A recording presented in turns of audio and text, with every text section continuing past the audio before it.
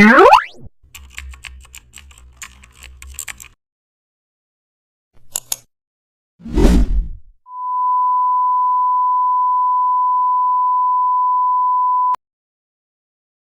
back to the channel. Don't forget to like, share and subscribe for more updates.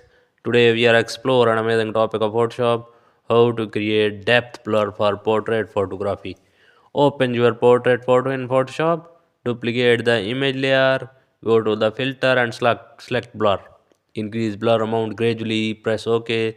Now add layer mask. Also select the brush tool, use black colors on the mask. Paint over face and main subject, keep background blurred. Zoom in near hair and shoulders.